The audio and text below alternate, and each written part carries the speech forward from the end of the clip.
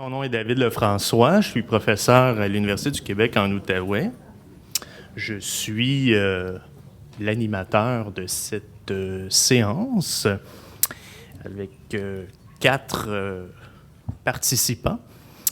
Donc, le titre du débat est le suivant: les nouveaux programmes d'éducation civique et morale en France, levier ou obstacle à la diversité.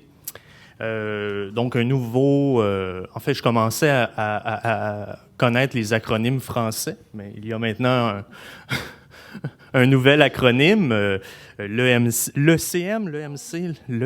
l'EMC. Donc, un sujet évidemment très pertinent en lien avec aussi la question québécoise, puisque on a tendance à parler au Québec davantage d'éducation citoyenne, d'éducation à la citoyenneté ou d'éthique et non de morale. Enfin, on verra avec la présentation de Nicole Tutio-Guillon ce dont on parle. Alors, Nicole aura 30 minutes pour présenter sa communication.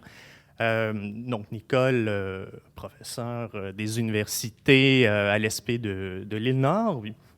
Donc, qui a influencé toute une génération de didacticiens de l'histoire, didacticiens des sciences sociales, qui a travaillé aussi sur ce qu'on appelle les éducations A, principalement l'éducation relative à l'environnement, donc une production qui a eu vraiment une incidence sur les recherches en didactique de l'histoire. Ensuite, trois réactions, donc une réactante et deux réactants. Donc, José-Louise Wolf, qui donc est professeure en sciences de l'éducation à l'Université libre de Bruxelles. Donc, ses intérêts tournent autour de l'éducation comparée, notamment en lien avec l'enseignement aux religions, l'enseignement du vivre ensemble.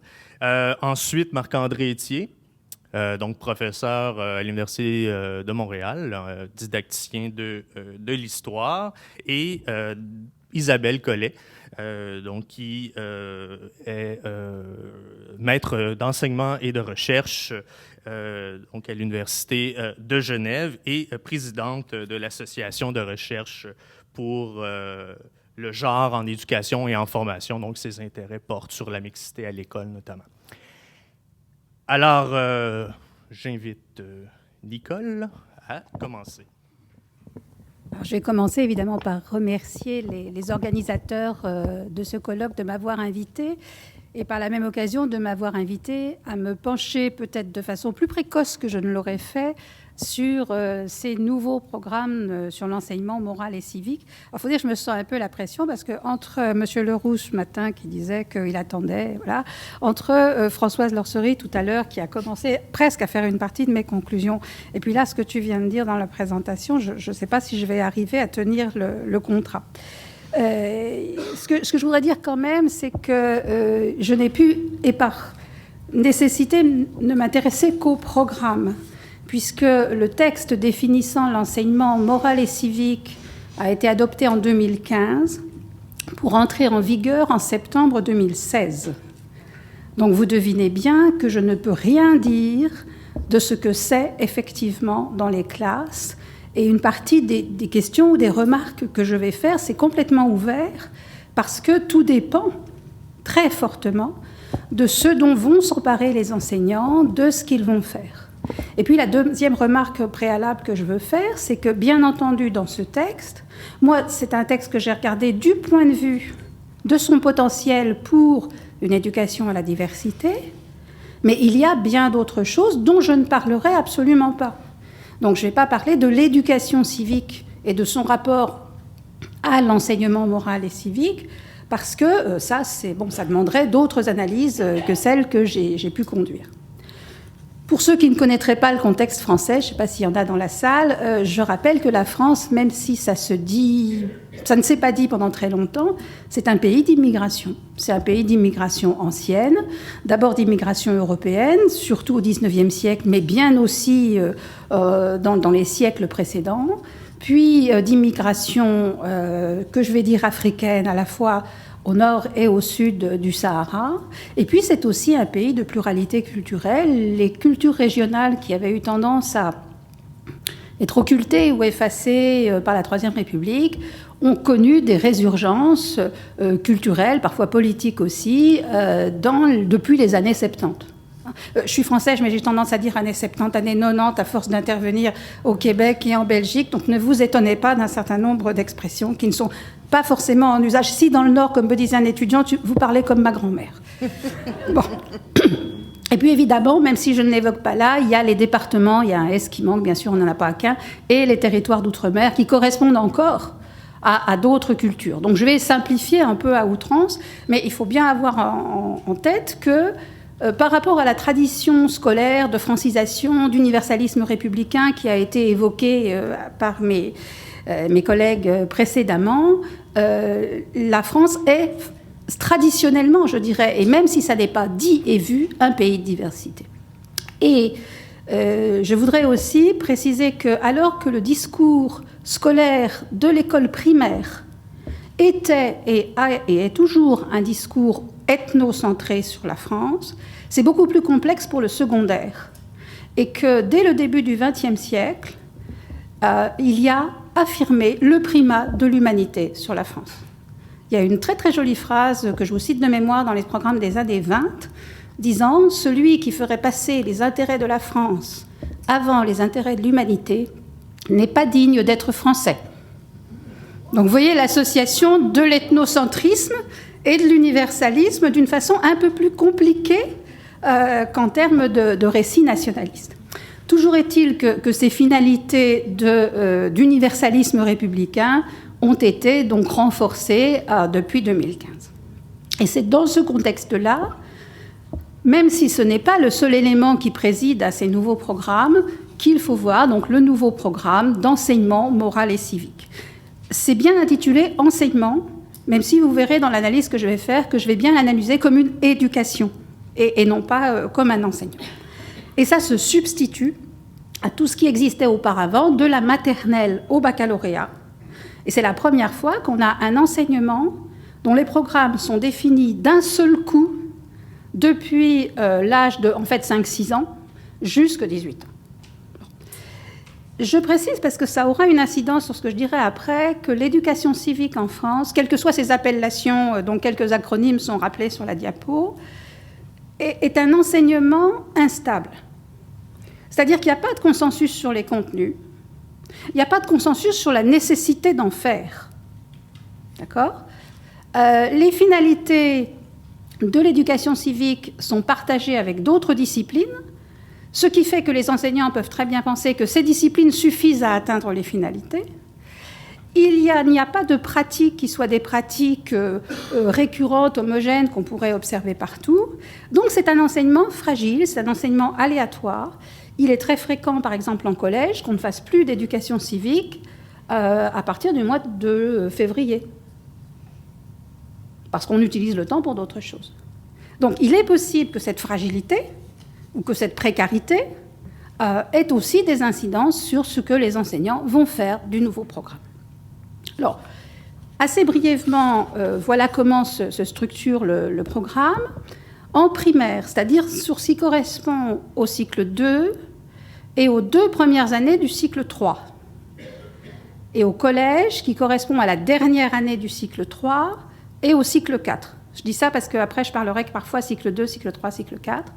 Il y a 4 domaines, la sensibilité, le droit et la règle, le jugement, l'engagement. Et pour chacun de ces 4 domaines, il y a des indications, connaissances, capacités, attitudes, objets d'enseignement, exemples de pratique. Ce qui est dans les colonnes devrait normalement être cohérent entre connaissances, objets d'enseignement, exemples de pratique. Je peux vous dire tout de suite que ce n'est pas le cas. ce qui, à mon avis, peut être interprété comme positivement aussi, comme donnant une marge de liberté. Je rappelle aussi qu'on a souvent l'impression que les programmes français sont très contraignants. Ici, on a quand même 74 pages de programme, mais pour 9 années, plus des préambules généraux, ce qui veut dire qu'on a en gros 5 pages par année. Ça reste à un très grand niveau de généralité.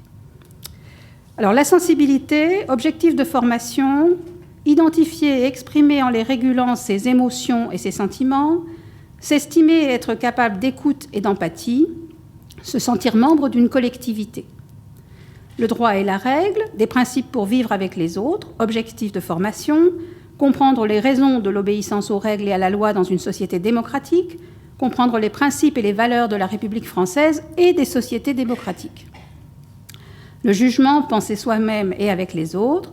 Objectif, développer les aptitudes à la réflexion critique en recherchant les critères de validité des jugements moraux, en confrontant ces jugements à ceux d'autrui dans une discussion ou un débat argumenté, différencier son intérêt particulier de l'intérêt général.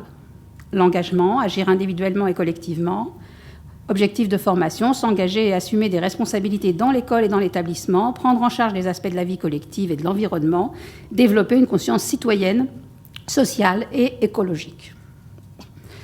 Et l'idée de mettre en évidence le jugement est relativement nouvelle. Le jugement apparaissait auparavant, mais pas de façon aussi flagrante. L'idée de faire de l'engagement un élément clé de la formation est totalement neuve. Au lycée, c'est plus classique. Les thématiques que vous avez là, que je ne vais pas vous lire, qui sont affichées, les 6 thématiques que vous avez là, rejoignent très fortement des thématiques qui étaient celles de ce qu'on appelait au lycée l'éducation civique, juridique et sociale. Donc là, on a quelque chose qui est moins novateur, probablement, que ne l'est le programme des 3 cycles primaire-collège. Donc pour analyser ces prescriptions, je suis partie sur 3 questions. La place explicite donnée à la diversité, les contenus et les pratiques prescrits, et j'en ai fait une analyse, et puis, que je peux relier à cette question de l'éducation interculturelle ou de l'éducation à la diversité, et puis quels sont les obstacles que je peux repérer. Je ne rentre pas, pour gagner du temps, je ne rentre pas dans le détail de la méthodologie. Si vous avez des questions, j'y répondrai, évidemment, mais ce serait un peu trop long. Donc, première question, la diversité culturelle, est-ce que c'est un objet scolaire dans cet enseignement moral et civique? Alors, avant 2015, c'était extrêmement rare, hormis en terminale où il était question du pluralisme des croyances et des cultures, mais ça apparaissait à travers l'idée de respect des différences, en particulier en primaire.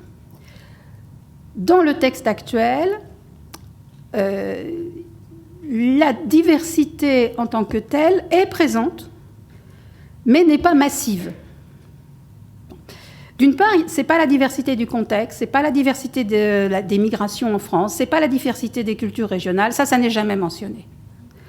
Mais apparaissent de façon récurrente la diversité des croyances, la diversité des pratiques religieuses, la diversité des convictions, depuis le primaire jusqu'à la terminale.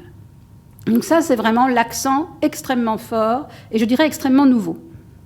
Et puis, la dimension culturelle de la diversité humaine, qui est mentionnée une fois en collège, et la diversité des sentiments d'appartenance, ça aussi c'est assez nouveau, qui est mentionnée en lycée.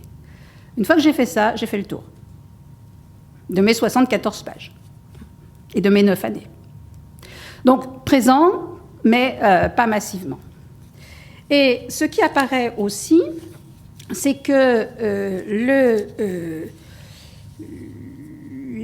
il y a quand même discrètement repérable le primat des principes et des valeurs républicaines et en filigrane du modèle français de citoyenneté. Alors, bien entendu, la question de la laïcité, approcher la diversité des croyances, c'est approcher la laïcité. Bon, j'y reviendrai à plusieurs reprises, mais ça, c'est vraiment massif. Et puis, quand même, quelque chose, je n'ai pas résisté à vous donner l'exemple parce que je le trouve très intéressant. Vous avez donc comprendre la diversité. On est en classe de lycée. comprendre la diversité des sentiments d'appartenance civique, sociaux, culturels et religieux. Et voilà l'objet d'enseignement.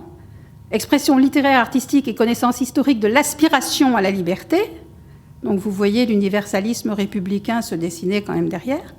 La francophonie, comme sentiment d'appartenance, culturel peut-être, social, civique. Bon. Et puis le sentiment d'appartenance au destin commun de l'humanité. Donc on a d'un côté diversité des sentiments d'appartenance, mais quand les enseignants vont aller voir ce qu'il faut enseigner, on trouve finalement la France dans le monde et l'universalisme. Donc quelque chose qui est quand même très proche de nos traditions culturelles et scolaires. Et l'importance de la laïcité et de la diversité des croyances, quand on va voir le détail, on s'aperçoit que la laïcité est étudiée dans toutes ses dimensions, juridiques, sociales, culturelles, très liées aux libertés, j'y reviendrai aussi, mais que quand approcher la diversité des croyances, c'est aussi approcher les risques d'emprise sectaire. Donc, quand on est sur les suggestions de mise en œuvre, on est effectivement sur, avant tout, travailler sur la façon dont les élèves peuvent exercer leur liberté de croire, peut-être, mais dans le cadre de la laïcité. Autrement dit, on retrouve ce qu'on a déjà depuis 2015 au moins, et ce qu'évoquait Françoise. Au total, la dimension identitaire des croyances et des cultures n'apparaît pas. Pas même de la culture française. Et l'enjeu d'apprentissage semble plutôt de reconnaître qu'il y a une diversité, en particulier une diversité de croyances, que la démocratie et la laïcité permettent leur respect, de développer de la tolérance, mais pas en tant que telle de faire de cette diversité un objet de savoir, sauf à travers d'autres disciplines qui vont peut-être le prendre en charge, comme la littérature, comme les langues étrangères, etc. Et d'une façon qui, moi, m'a étonnée, l'identité est quasiment absente. 2 mentions, 9 ans, 74 pages, 2 mentions, l'identité juridique en cycle 2, donc pour des élèves qui ont 6, 7, 8 ans, et l'identité personnelle et légale en cycle 4, donc en fin de collège. C'est tout. Et la nationalité non plus. Et ça, c'est d'autant plus étonnant qu'il y a une obligation de l'éducation nationale d'enseigner les conditions d'accès à la nationalité. Or, ici, on a l'idée que, en lycée, exercer sa citoyenneté dans la République française et l'Union européenne, il y a une explicitation des rapports nationalité-citoyenneté. Point à la ligne. Donc, les questions d'identité et de nationalité sont quasi absentes de l'enseignement moral et civique. Ce qui veut dire qu'il y a un certain nombre de questions de relations entre, par exemple, les questions migratoires et l'obtention d'une identité nationale ou de la citoyenneté qui ne sont pas posées, ne sont pas évoquées. La diversité, finalement, c'est donc, à part celle des croyances, celle des opinions et des modes de vie, donc associée au pluralisme démocratique. La diversité des croyances justifie la laïcité. Et le fait peut-être le plus nouveau, en dehors de ce que j'évoquais auparavant, c'est qu'on commence à l'étudier autour peut-être plutôt de la question de la sensibilité à partir de l'âge de 5-6 ans. Donc avec des élèves très jeunes, alors qu'avant, on commençait plutôt à l'étudier au niveau du lycée. Donc là, il y a un infléchissement des destinataires. Et globalement, je dirais que l'accent qui est mis sur le développement de l'élève et sur, plus que sur sans doute les savoirs à acquérir, sur les situations de travail plus que sur les savoirs à acquérir, me permet d'aborder l'enseignement moral et civique comme une éducation à, c'est-à-dire comme une prescription qui vise, plus encore que des savoirs, l'acquisition de valeurs, l'acquisition de comportements, le fait de saisir des enjeux moraux et civiques, le fait d'être autonome, de reconnaître le pluralisme, et finalement beaucoup moins, et ça va se retrouver dans les analyses de contenu que je vais vous présenter ici, des concepts, des savoirs factuels qui ne sont guère évoqués dans les programmes. Alors ça donne une souplesse, mais aussi peut-être de l'aléatoire. Qu'est-ce que je trouve ? Alors, une précision quand même, en tant que didacticienne, Ce que j'appelle contenu, c'est tout ce que les élèves doivent apprendre ici dans une discipline ou dans un enseignement. Ça peut être des valeurs, ça peut être des comportements, ça peut être des méthodes, ça peut être des faits, tout. Tout cela, je le regroupe sous le terme de contenu. Donc, contenu ne renvoie pas simplement aux indications factuelles. Si je vais voir ce qu'il en est, je dirais des contenus un peu classiques d'un enseignement, peu de thématiques apparemment, sauf ce que j'évoquais en première partie, et 3 concepts seulement qui offriraient des opportunités, j'y reviendrai plus tard, égalité, discrimination et laïcité. Les modes de pensée, là j'ai constaté un vrai paradoxe. D'une part, il n'y en a pas au lycée. Enfin, du moins, ils ne sont pas détaillés dans les programmes. Ils sont détaillés pour les cycles 2, 3, 4. Mais en fait, alors que dans la présentation générale, on dit bien qu'il s'agit de permettre aux élèves d'acquérir des modes de pensée, ce qui revient le plus souvent, c'est comprendre. Et comprendre en tant que tel, ce n'est pas un mode de pensée. Donc, on va trouver, par contre, quand je fais l'inventaire, soit des modes de travail, soit des compétences à acquérir, soit des objets d'enseignement, on va trouver cette liste un peu longue d'attitudes intellectuelles ou de modes de pensée que j'ai choisi parce que ça correspond à ce que l'on trouve par ailleurs dans les travaux sur l'éducation interculturelle ou l'éducation à la diversité. Donc, vous voyez, s'engager dans une réflexion critique, appréhender le point de vue d'autrui, différencier son intérêt particulier, différencier les croyances et les opinions, les inégalités et les discriminations, veiller à la portée de ses paroles et à la responsabilité de ses actions, etc. Tout ça, c'est des citations du texte, a priori. Par contre, ce qui apparaît tout à fait important, ce sont les références aux situations sociales, qui sont des situations sociales que les élèves doivent étudier. Pour l'essentiel, des situations de victimisation, de discrimination, de xénophobie, de racisme. Donc des situations où il va falloir en fait mettre en évidence en quoi ce sont des situations en contradiction avec la démocratie, avec les valeurs de la République, etc. Et la plupart de ces situations, donc, sont des situations négatives.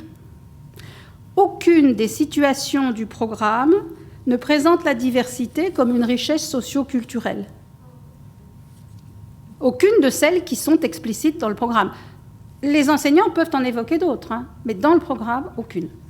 Alors que dans le socle commun de connaissances, de compétences et de culture, il est bien dit qu'il faut aller chercher à s'enrichir de la culture des autres.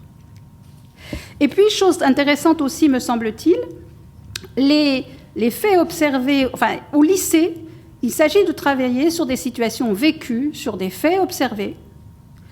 Et, par exemple, il est prescrit, préconisé, de faire une étude de cas à partir des conditions d'élaboration de la loi de 2004, donc sur les signes religieux, port des signes religieux ostensibles, et des débats au sein de la commission Stasi. Autrement dit, de faire, de fait, un travail d'une étude de cas sur les débats autour de la laïcité. Les aptitudes, rien de très étonnant, le respect, l'engagement, des éléments que j'ai déjà évoqués. Les valeurs, alors il y a beaucoup de valeurs, je vous ai mis la liste: solidarité, fraternité, esprit de justice, intérêt général, bien commun, etc. 4 valeurs que vous allez retrouver après qui sont absolument centrales: le respect, l'égalité, la liberté et la laïcité. Et ces valeurs sont liées entre elles, systématiquement. Et pratiquement, on les trouve entre 10 et 14 mentions sur l'ensemble des programmes. Et chose là aussi nouvelle, l'idée de comprendre les tensions possibles entre les valeurs. Et ça, c'est quelque chose qui peut amener une réflexion, en particulier en lycée, qui était induite en ECJS, mais qui n'apparaissait pas comme je ne crois pas l'avoir vu apparaître comme une préconisation centrale. Enfin, il s'agit de s'engager, de s'impliquer dans la classe, dans l'établissement, à l'extérieur de l'établissement, en rapport avec des associations, en construisant des projets, et donc aussi de réfléchir sur la signification et la légitimité des formes d'engagement. L'éducation civique ne s'arrête plus à la porte de la classe. Et ça, c'est très différent de ce qui existait avant en France. Même s'il se faisait des choses sur le terrain, enfin, de ce qui existait dans les programmes, même s'il se faisait des choses sur le terrain. Donc, quand je regarde, moi, comme didacticienne, les contenus, j'ai un système comme ça.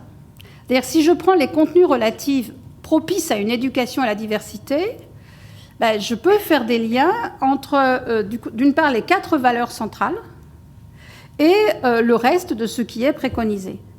Alors, on voit bien comment toutes les situations de discrimination peuvent être travaillées. Mais qu'est-ce qui permet, dans ce système contenu, d'entrer les situations de porosité entre cultures, de mixte culturel, d'enrichissement culturel? Rien. Donc, on a à la fois quelque chose qui travaille la diversité culturelle, mais qui travaille la diversité culturelle en fonction des problèmes et pas en fonction de l'enrichissement culturel. Bon, je passe assez vite sur les pratiques, juste pour les inventorier, discussion, débat, argumentation. Le débat est encouragé depuis le début du primaire jusqu'à la terminale, les mises en projets scolaires et sociaux, l'implication, des recherches, des jeux de rôle, des dilemmes, des conseils d'élèves. Enfin, tout est un peu mis sur le même plan parce que les conseils d'élèves, en même temps que les jeux de rôle, et les débats en même temps que l'implication dans la vie sociale, ça demanderait quand même sans doute à être travaillé de façon beaucoup plus fine. Donc qu'est-ce que je vois ? Je vois des opportunités ou des nouveautés propices. Tout à fait. Tout dépend de l'enseignant. Tout dépend de l'initiative de l'enseignant.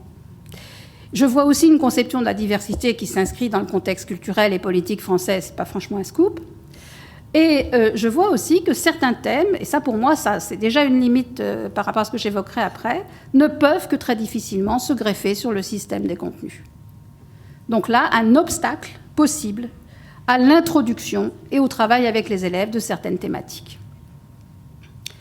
Alors, les limites, les questions, les doutes. Alors, ceux qui me connaissent savent que je suis d'un pessimisme outrancier.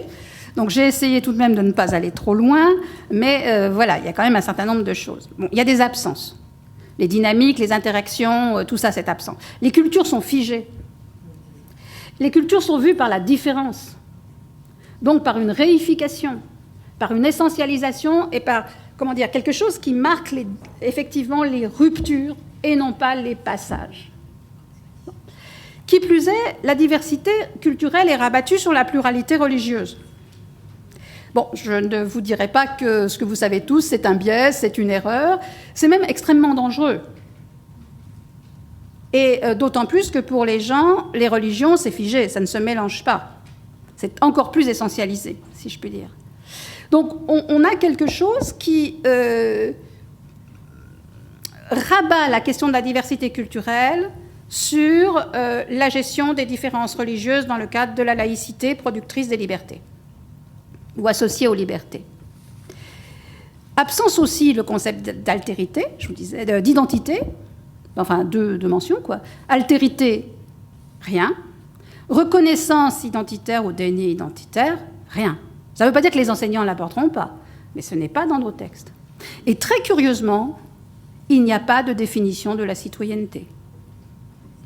Là, j'ai cherché longtemps quand même. Il y a environ 50 mentions du terme citoyen, citoyenneté, etc.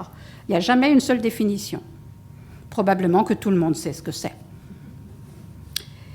Autre problème, les mêmes mots, alors je vous ai mis égalité, laïcité, justice, liberté, sont des concepts, donc des moyens intellectuels de penser le monde et la société, des valeurs morales, ou sont posées comme des valeurs morales. Je sais qu'il y a des tas de débats autour de la laïcité, telle une valeur morale, je n'entre pas là-dedans. Mais c'est posé comme des valeurs morales. Mais concept et valeurs morales, ce n'est pas tout à fait la même chose quand même. Mais ce sont aussi des cadres légaux en France. Et je crains beaucoup que pour des enseignants peu familiarisés de l'enseignement des concepts ou de l'apprentissage des concepts par les élèves et de l'enseignement des valeurs, il y ait une espèce de rabattement sur les cadres légaux qui sont quand même beaucoup plus faciles à définir et faire apprendre. Or, les cadres légaux sont forcément français ou européens, donc ethnocentrés. Enfin, les mêmes pratiques du débat et de l'agir c'est de 5 ans à 18 ans. Et rien ne précise dans les textes ni comment adapter, les enseignants savent le faire, enfin peut-être, ni en quoi le débat est-il éducatif. Il suffit de débattre pour être éduqué ou apprendre. En quoi l'action est-elle éducative? Alors tous les travaux que vous allez voir là-dessus vont vous montrer l'ampleur du travail à faire pour que l'agir soit éducatif ou pour que le débattre soit éducatif. Et là, bon, il faut une formation. Ouais. Alors, c'est un exemple très limité, parce que quand j'ai cherché, je n'avais pas grand-chose sous la main. Donc, sur 30 académies françaises, je suis allée voir dans 5 académies. Je suis allée voir Créteil. Alors, Créteil, le plan académique de formation porte sur les valeurs de la République. Et c'est l'académie en France qui compte le plus d'étrangers et le plus d'immigrés. Bon. Grenoble, Lyon, Reims, Rennes. Bon. Un simple coup d'œil rapide. Vous voyez, 16 stages de formation proposés à Créteil, 1 à Lyon en 2015, et si je reste en 2016, 5 à Reims. Niveau scolaire, l'école, à part à Reims, c'est le grand oublié de l'affaire. École primaire, je veux dire. La durée, on a quand même, par exemple, à Grenoble, un stage de 3 heures, qui s'adresse à 80 personnes. Donc, grand discours institutionnel, probablement.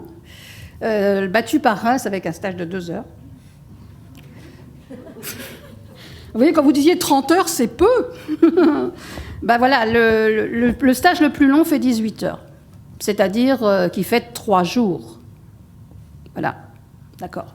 Et puis, si on va voir les contenus annoncés, sauf à Créteil, rien sur les nouvelles pratiques. Le débat, mettre les élèves en action, utiliser les jeux de rôle, donner des responsabilités, rien. Aucune mention explicite de la diversité culturelle dans le descriptif des stages. Ça ne veut pas dire que ça ne surgisse pas après dans le stage, hein, mais dans le descriptif annoncé, rien. Or, et Françoise le rappelait tout à l'heure, il y a un sentiment d'inconfort, d'insécurité, de malaise des enseignants par rapport à ces questions qui m'amène à penser que s'il n'y a pas une réaction, peut-être cette année, j'en sais rien, mais en termes de formation continuée, je ne suis pas persuadée que les enseignants s'emparent vraiment des débats sur la laïcité comme l'opportunité qu'il faut absolument travailler avec les élèves. Peut-être, mais avec quels outils, je ne sais pas, avec quelles ressources, je ne sais pas. Donc, il me semble que là, il y a une difficulté. Mais il y a plus grand, et je terminerai là-dessus. L'épistémologie scolaire de l'enseignement moral et civique est en parfaite contradiction avec l'épistémologie scolaire des disciplines scolaires. Les disciplines scolaires sont conçues sur ce que rappelait Fabrice, je crois, ce matin, la rupture entre l'école et le monde. Le fait de s'arracher à ses identités, d'accéder à l'universel par la décentration. Surtout de ne pas s'impliquer dans la société, de la mettre à distance.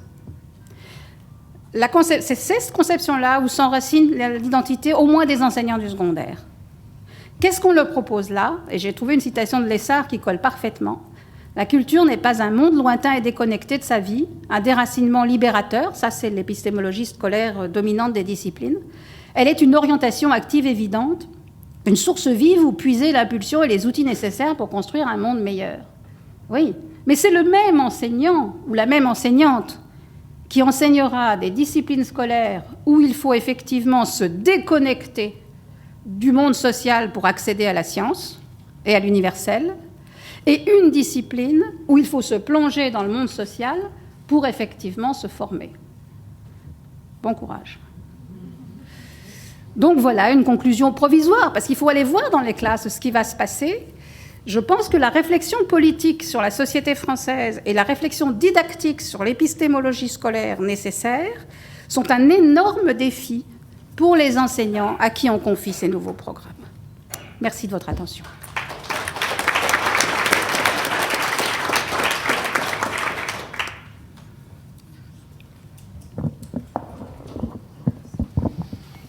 Merci Nicole de cette présentation synthétique et en même temps analytique. Donc les deux extrêmes. Et on voit bien, c'est tout à fait intéressant de voir le concept de diversité non contextualisée, le concept de diversité monolithique, en fait. On pourrait faire plusieurs liens avec le programme québécois, mais c'est clairement un compromis politique, là, hein. Je pense qu'on est dans le plaire à tout le monde ici.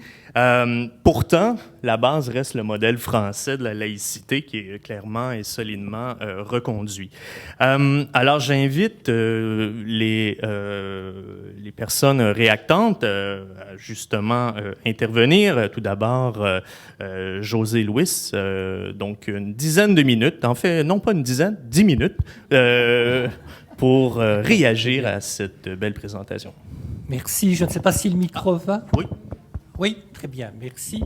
Voilà, mais donc j'ai pris connaissance avec beaucoup d'intérêt du texte dans un premier temps et puis de l'exposé de Madame Tussieu. Et donc j'ai préparé ma réaction à la fois en termes de questions d'approfondissement, sachant que ces questions sont parfois assez vastes. Donc je ne sais pas s'il sera toujours possible d'y répondre, mais au moins elles auront été posées. Ça peut alimenter des échanges ultérieurs et par ailleurs aussi en référence à mon contexte, qui est celui de la Belgique, et plus particulièrement celui de la Belgique francophone. Et donc ma première question portera sur l'articulation entre l'éducation à la citoyenneté et l'éducation morale, en l'occurrence morale laïque, qui est prévue par ce programme d'EMC. Il me semble que cette articulation mériterait peut-être d'être discutée plus explicitement. Donc en France, il a déjà existé des programmes qui associaient la notion d'éducation civique et morale. Et vous-même, vous m'aviez dit lors d'échanges que nous avons pu avoir que certains contenus qui étaient maintenant étiquetés moral existaient bel et bien dans les anciens programmes d'éducation civique. À d'autres moments, en France ou à d'autres niveaux d'enseignement, l'éducation à la citoyenneté était plutôt prise en charge par les cours d'histoire géo.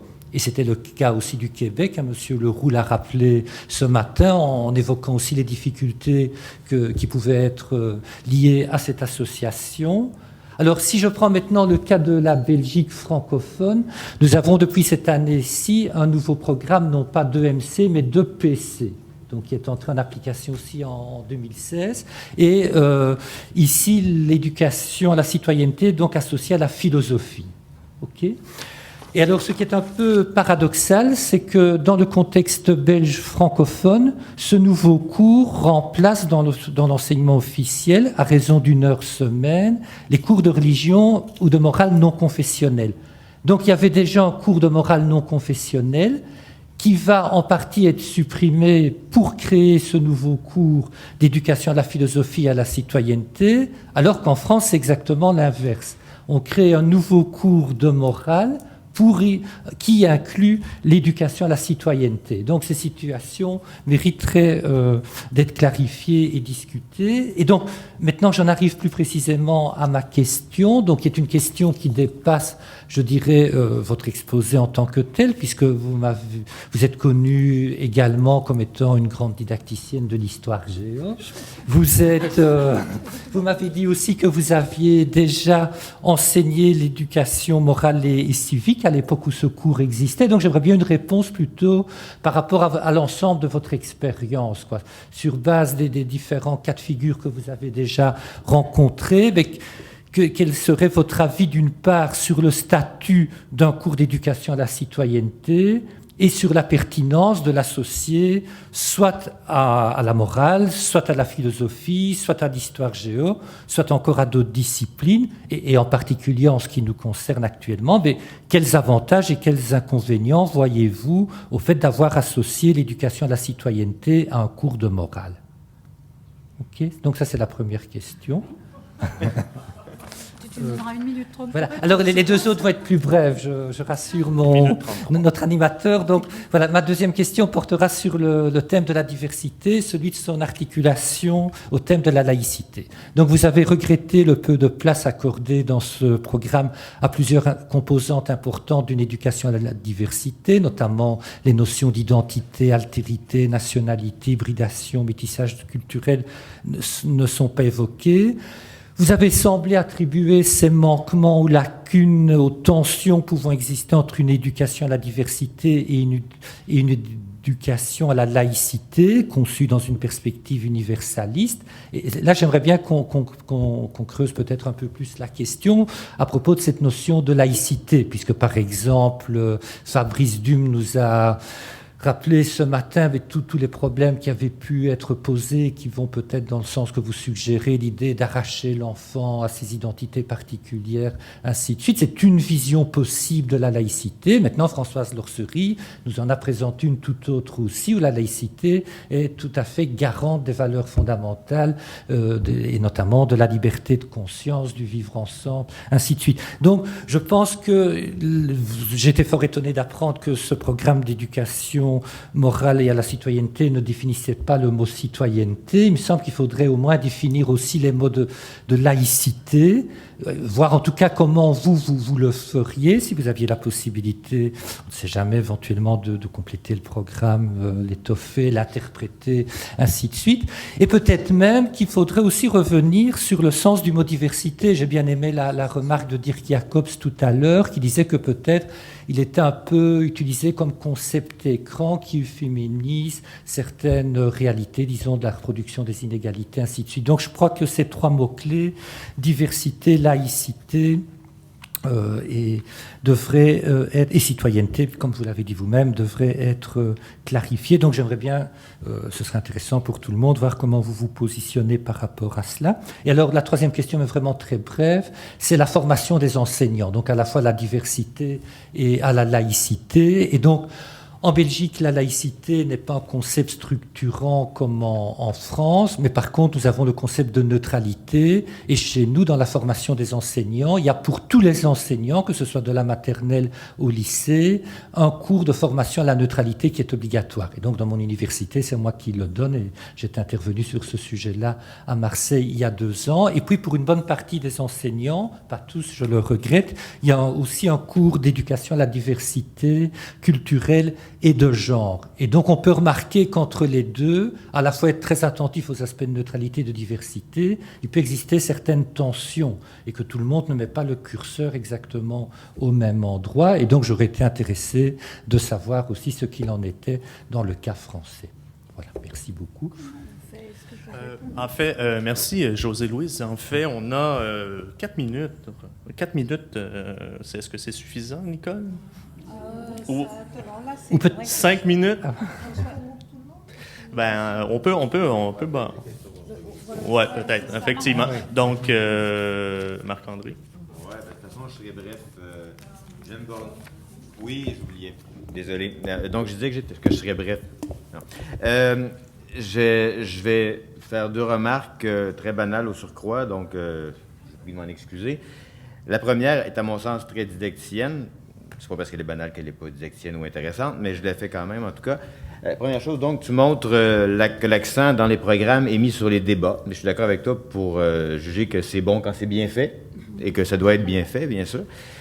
Tu dis aussi, à un moment donné, que ça s'oppose à l'identité disciplinaire des professeurs, donc qu'ils se voient autrement. Mais je pense que c'est plutôt l'accent sur la discipline qui fait en sorte que le débat devrait être fécond. C'est le fait de voir le débat comme étant au centre de l'identité disciplinaire en histoire, il me semble, qui devrait motiver les enseignants à réfléchir en termes de citoyenneté, puisque le travail des enseignants, c'est les disciplinaires à proprement parler.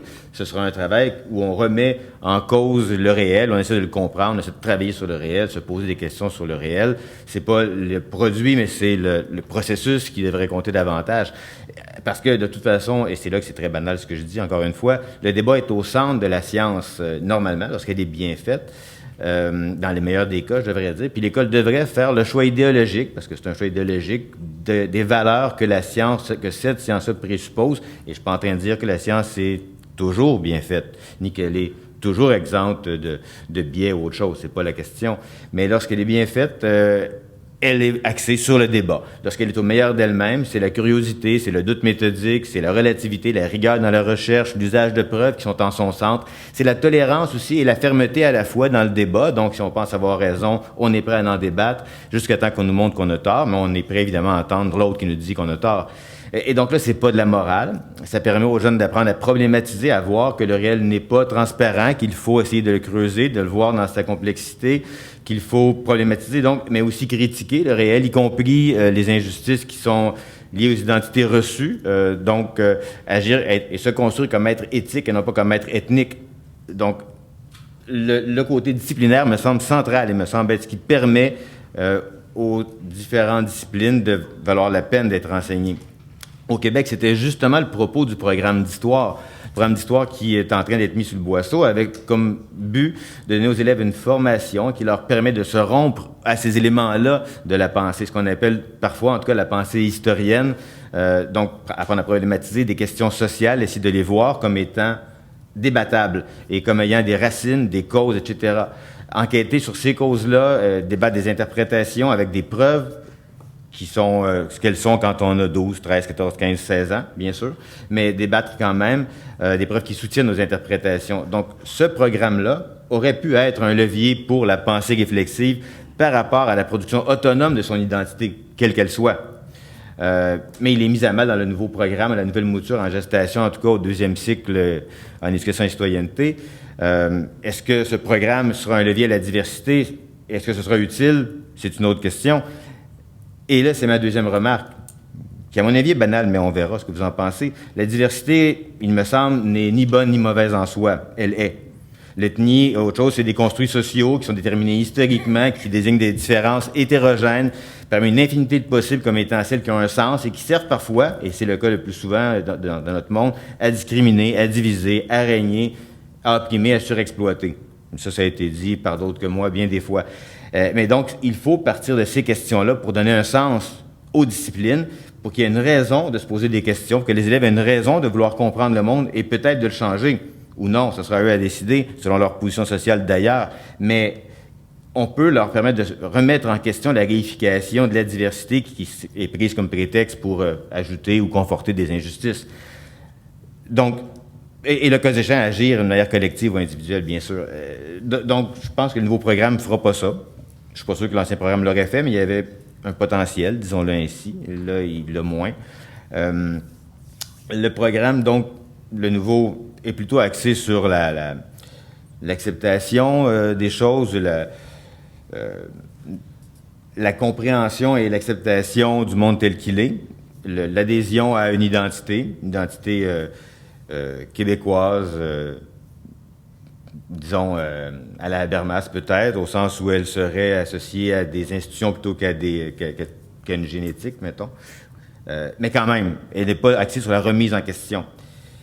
Des recherches nombreuses ont montré que les enseignants, puis je vais finir là-dessus, là j'avais dit que je serais bref et je le serai, des recherches nombreuses ont montré que les enseignants au Québec qui enseignent l'histoire du Québec en particulier, enseignent à peu près tous la même chose. Pas tous, mais à peu près tous la même chose, qu'on peut passer d'une classe à l'autre, d'une heure à l'autre, et avoir la même histoire qui continue. On commence à telle date, et puis l'heure après, on est rendu à la date suivante dans la classe de l'autre prof, et on pourrait donc avoir comme ça une histoire complète, mais en faisant des classes l'une après l'autre.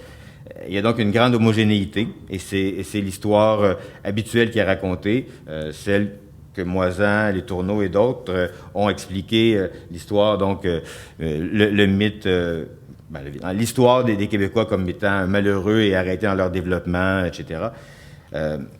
Plutôt qu'une réflexion là-dessus, c'est une adhésion qui est proposée. Je ne suis pas en train de dire qu'il n'y a pas eu de pression nationale des Québécois, je suis en train de dire qu'on ne propose pas de réfléchir à la question, mais d'adhérer à une vision du monde. Donc, la citoyenneté n'est pas enseignée en tant qu'outil de réflexion, l'histoire n'est pas enseignée en tant qu'outil de transformation du monde. C'est ce que montrait aussi Demers, c'est ce que montrait aussi Lanois lorsqu'il a interviewé tout récemment des dizaines d'enseignants, en fait, lorsqu'il a sondé des centaines de personnes et interviewé des dizaines d'enseignants. Ce que l'on veut, en fait, c'est faire aimer l'histoire du Québec, faire aimer la nation, faire aimer tout ça. La frontière que l'on trace, c'est celle de la partisanerie politique. On ne la dépasse pas, mais sinon, l'histoire sert souvent à faire aimer la nation. Donc, sans doute vouloir à ce qu'elle reste telle qu'elle est ou qu'elle devienne ce qu'elle devrait être s'il n'avait pas été arrêtée dans son évolution. Bon, j'avais dit que j'arrêterais rapidement. J'arrête rapidement. Voilà. Merci. Merci Marc-André d'avoir respecté le temps. Oui. Maintenant, Isabelle, il n'y avait pas d'eau. C'était vide. Il n'y avait pas d'eau cette fois-ci. Alors, à vous la parole. Alors, moi, en fait, c'est pas facile de te parler en ayant le micro à ma gauche, voilà. Alors, moi, en fait, ça va être une seule question et ça sera sur la formation des enseignants. Donc, je préviens tout de suite, voilà. Bon. En fait, quand je vois ce dispositif, quand je vois, ce nouveau programme, vraiment, la question de la formation des enseignants, c'est quelque chose qui me préoccupe. Et pour montrer pourquoi ça me préoccupe, je vais revenir avec une anecdote qui vient d'une école de Genève, pour que le contexte soit plus clair. Ça se passe entre deux jeunes qui sont dans le secondaire supérieur, deux jeunes qui viennent du Brésil, un jeune homme, une jeune femme. Ce jeune homme, à un moment, dans la cour de récréation, met la main aux fesses de la jeune femme, qui se retourne vers lui met un coup de poing, l'allonge par terre. Conseil d'école sur cette question, et le groupe des professeurs émet deux avis. Premièrement, qu'en effet, le comportement de ce jeune homme est problématique. En même temps, il est connu, mais que voulez-vous ? Il est macho, donc un certain fatalisme sur le fait que c'est indépassable chez lui. Et je suis absolument convaincue que si ce jeune homme n'avait pas été brésilien, donc supposé catholique ou chrétien, disons, mais que s'il avait été supposé musulman, ça n'aurait pas été le mot macho qui aurait été prononcé, il n'y aurait pas eu cette espèce de fatalisme indépassable, mais probablement des propos beaucoup plus durs sur la conséquence de la religion. Quant à cette jeune fille, il a été estimé que quand même le problème était qu'elle ne s'intégrait pas. Alors je pense que je peux faire 1h30 de cours avec des enseignants sur simplement ces propos. Qu'est-ce que ça veut dire, elle ne s'intègre pas ? Est-ce qu'une jeune fille suisse, on n'y aurait pas mis la main aux fesses parce qu'elle était convenable ? Est-ce qu'une jeune fille suisse aurait agi avec plus de grâce à une main aux fesses ? J'en sais rien. Mais voilà ce qui est sorti de ce regroupement de professeurs. Alors je me demande comment ces professeurs peuvent mettre en œuvre une éducation à la diversité, à la citoyenneté, etc., quand ils partent avec cette représentation et cette vision du monde. Parce que on a commencé à parler du terme diversité. La manière dont diversité est en général employée dans le langage courant, les divers, c'est jamais les hommes blancs hétérosexuels de milieux favorisés valides. Les divers, c'est les autres. Ces gens-là sont jamais supposés être dans les divers. Or, normalement, diversité intègre tout le monde.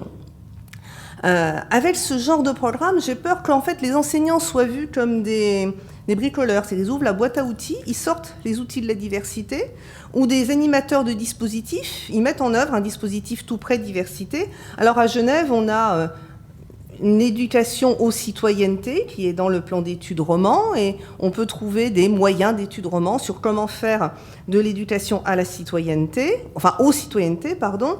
Néanmoins, si en amont, les enseignants et les enseignantes n'ont pas été formés à qu'est-ce que ça veut dire la diversité, qu'est-ce que ça veut dire la citoyenneté, qu'est-ce que ça veut dire l'interculturel, ça va être très compliqué. Ils vont avoir peut-être les bons outils, mais ils vont pas savoir s'en servir.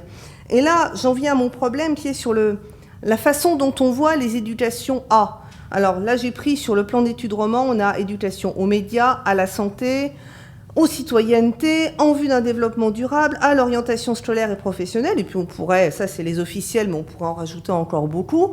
Et on a un discours, on me l'a tenu récemment, alors pour le coup en France, à la DGCIP, à l'enseignement supérieur, on va en privilégier aucune de toutes ces éducations A. Bon, mais les éducations A, tu seras d'accord avec moi, on veut transformer les pratiques et les habitudes des élèves. Les enseignants, on ne leur fait pas une éducation A, c'est les élèves qui vont avoir cette éducation. Les enseignants, j'ai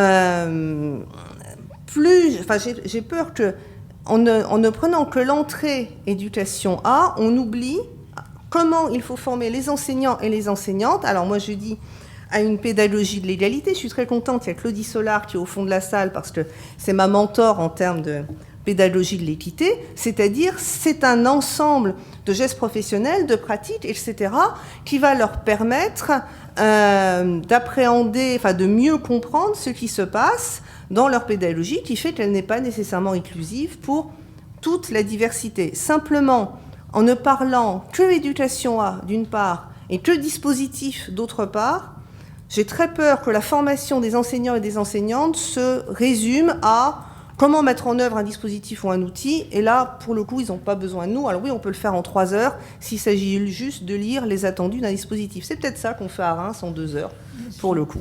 Non, je Voilà. pense qu'en 2 heures, on leur lit le C'est programme. moins que ça encore. Ouais. Bon, et j'ai combien de minutes pour répondre à toutes ces questions passionnantes Non, je pense qu'une dizaine de minutes pour Nicole en tant que contre-réactante. Enfin, et contre, une dizaine non, de minutes mais- pour la discussion plénière. Et avant toute chose, je vais non, j'en ai un là, je le garde. Je vais quand même revenir sur juste un ou deux points, j'allais dire structurels pour la formation des enseignants. Alors, la formation initiale des enseignants en France, c'est un master. Le concours de recrutement est en fin de première année du master. Ce qui veut dire que la première année de master est essentiellement orientée, si ce n'est dans les contenus souhaités par les formateurs, du moins dans les attentes des étudiants, par la réussite au concours. Ce qui veut dire aussi que tout ce qui n'est pas évalué au concours est superfétatoire. Ça a des effets, parce que par exemple, si l'enseignement moral et civique n'apparaît pas dans les épreuves de concours d'une façon ou d'une autre, on ne le mettra pas en première année. Si les éducations A, quelles qu'elles soient, n'apparaissent pas dans les épreuves de concours, c'est pas la peine de se former, etc. Donc il n'y a en fait qu'une année de formation qui est entendue vraiment par les étudiants, qui sont alors, s'ils ont réussi le concours, des stagiaires, comme une formation professionnelle. Sur cette année de master, la moitié du temps est consacrée au stage. Donc à une formation qui est étayée par des formateurs de terrain. Et pour moi, une question fondamentale qui ne m'a pas été posée, mais j'en discutais avec Marie, c'est la formation de ces formateurs de terrain pour qu'ils ne défassent pas ou qu'ils ne soient pas en contradiction avec d'autres formations. Quant à la formation continuée, elle est en France sur la base du volontariat, mis à part les grands discours institutionnels pour lesquels il y a des publics désignés, qui sont en général des profs chargés de relayer la bonne parole institutionnelle. Elle est récente en France, mais elle est absolument sinistrée parce qu'elle n'est pas bien financée. Donc le nombre de stages qu'il est possible d'offrir est limité. Et par ailleurs, une partie de ces stages, au moment des changements de programme, sont mobilisés par le discours institutionnel. Donc du coup, répondre à ce qui c'est possible de faire en formation des enseignants, on peut réinventer une formation. Je suis sûre qu'en nous y mettant tous ensemble, on va produire un programme absolument génial. Si j'essaye de savoir ce qui peut se faire en France, ça donne un peu ce que je voyais là, c'est-à-dire c'est un nouveau programme. Vous êtes en lycée professionnel, vous avez 3 heures pour vous former sur l'EMC, quoi. D'accord. Et ce qu'il y a eu, c'est qu'après les attentats, il y a eu une formation massive à la laïcité. Il y a eu un référent laïcité dans chaque ESP, avec des formations obligatoires, qui ont renforcé ce qui existait déjà dans la formation initiale. Et il y a un référent ESP dans chaque académie, qui n'est pas le même que celui de l'ESP, et qui fait des stages de formation continuée. Mais ça, je ne sais pas dans quelle mesure ça sera pérenne, parce que c'est vraiment extrêmement lié aux attentats. Quant au contenu de ces stages, et ça rebondit un peu aussi sur la question de José Luis, c'est extrêmement difficile de savoir ce qu'il y a dedans. Il faut vraiment aller voir les gens, les interviewer. Et ce que je peux savoir pour l'Académie de Lille, que je connais un peu, c'est qu'entre ce que fait le référent laïcité de l'ESP et ce que fait le référent laïcité de l'Académie, il y a consensus sur les valeurs de la République, mais pas du tout sur la façon de les travailler avec les stagiaires. Bon. Et donc ceci pour te dire que oui, je suis d'accord avec toi, très souvent on va vers, je prends les dispositifs, je prends le manuel, je ne suis pas encore allée voir ce que les manuels avaient fait du programme, puisque ça c'est la première ressource qu'utilisent les enseignants quand même. Donc là, il y a une vraie question, compliquée encore par ce que tu évoquais ou ce qu'évoquait Audrey tout à l'heure, c'est-à-dire les représentations sociales des enseignants. Sur le genre, moi, il y a eu pas mal de travaux qui ont été faits. on en voit la pertinence quand on est dans des dispositifs de formation. Je cite pour l'anecdote, c'est sur le genre, c'est pas sur la citoyenneté. Moi, j'avais, dans le master dont j'avais avec des collègues fait les contenus sur la formation des enseignants du secondaire, on avait 6 heures sur la question d'enseigner l'histoire des femmes, enseigner l'histoire du genre, etc. Au moment où je suis partie, il y a un collègue qui a dit « quand même, ça faisait beaucoup, on va pouvoir faire autre chose de plus intéressant ». 6 heures sur, je pense, environ 40. Non, pardon, excusez-moi. Avec la première année, sur environ 70. Donc voilà. Ceci pour dire que je pense que sur l'EMC, ça sera pareil, quoi. Donc du coup, il y a une vraie difficulté et ça demande des enquêtes de terrain, mais il y a aussi une vraie créativité sur le terrain de gens qui ne font pas que reprendre des dispositifs. Et ça aussi, ça demanderait une véritable enquête sur les années qui vont venir, quoi, qui est à faire. En ce qui concerne les définitions, laïcité, diversité, citoyenneté, alors, sur le plan méthodologique, je n'ai pris aucune définition. D'accord ? J'ai regardé ce qui était dans les textes, j'ai regardé les apparitions du mot, j'ai regardé les apparitions de périphrases qui pouvaient correspondre. Mais de même que quand j'avais travaillé sur le développement durable, je n'étais pas partie d'une définition du développement durable. D'abord parce qu'il y en a tellement de la diversité ou du développement durable que forcément je vais avoir un biais qui va exclure des tas de choses. Donc moi, je ne suis pas partie méthodologiquement d'une définition. Ce que je sais, c'est que dans la plupart des textes officiels, jusqu'à une date très, très, très, très récente, la diversité, ça recouvre la diversité des niveaux scolaires des élèves et des degrés de réussite, le handicap, donc c'est exactement ce que tu me disais, et plus récemment, les inégalités garçons-filles, ou filles-garçons, selon les textes. Et l'idée qu'on introduit derrière, ce qui est appelé par exemple ici la diversité ethnoculturelle, là, non. Non, c'est quelque chose qui est, en France, encore un quasi-tabou, quoi. On prend des périphrases. Et qui plus est, moi je suis en train de monter, j'ai monté avec des collègues, on va soumettre un master enseigné en contexte de diversité culturelle et migratoire. On nous a fait tomber le « et migratoire » parce que c'est pas ça le problème. Ça me gêne pas, du moment que les contenus du master restent, ça ne me gêne pas. Je vais rester sur enseigner en contexte de diversité. On entre par le contexte de diversité parce qu'on sait que c'est comme ça qu'on aura éventuellement des gens qui viendront. Et on travaille autre chose dedans, pas la gestion du contexte. C'est pas le truc qui nous intéresse. Donc, s'il faut moi que je donne une définition, j'en ai plusieurs. Donc, que je mobilise selon les problématisations que je fais, selon les problèmes que j'aborde. Bien sûr, ce sont des constructions sociales, ce sont des constructions intellectuelles. Donc là, il nous faudrait une bonne heure de discussion, que je n'ai pas, et vous non plus. Simplement, ce que je remarque en France, c'est que la diversité qu'on appelle ici souvent ethnoculturelle, c'est un impensé du système scolaire.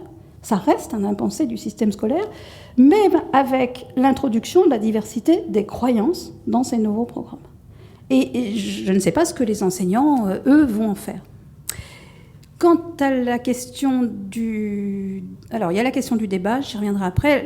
La question de l'articulation, alors là, je me sens totalement incompétente, entre éducation à la citoyenneté et éducation morale. Ce que je perçois, c'est que ce qu'on appelle l'éducation morale dans ces programmes, et je dis ce que je perçois, je ne vais pas au-delà de ça, c'est une éducation aux valeurs. Et que l'articulation avec la citoyenneté se fait d'un côté sur l'éducation aux valeurs, c'est-à-dire que les valeurs auxquelles on éduque... Alors là, je vous ai mis celles que j'ai associées à ces questions d'éducation interculturelle, d'éducation à la diversité. Sans doute, il rentrerait d'autres choses si j'avais fait aussi l'éducation à la citoyenneté dans les programmes, ce que je n'ai pas fait. Donc le lien se fait par là, et le lien se fait probablement aussi par la question de l'engagement. Bon. Mais je ne peux pas aller plus loin parce que je n'ai pas fait les analyses dans ce sens. Et je sais que, pour revenir sur les questions à la fois de définition et d'articulation justement des différents domaines, quand je travaillais en formation avec des enseignants débutants sur, entre autres, la question de la laïcité, la question de l'instruction morale, parce qu'on disait instruction morale à l'époque, etc., j'essayais à chaque fois de montrer qu'il n'y a pas une définition de la laïcité, même en France, même dans nos textes officiels. entre la Constitution, les textes scolaires, les discours politiques, il y a plusieurs définitions. Donc d'essayer de montrer quelles étaient ces définitions, quels étaient les principes qui étaient sous-jacents, et en quoi le choix de telle ou telle définition, ça impliquait le choix de tel et tel principe, et donc tel ou tel choix éducatif. Et je pense que sur citoyenneté, on peut faire absolument la même chose. Et je pense que sur diversité, on peut faire absolument la même chose.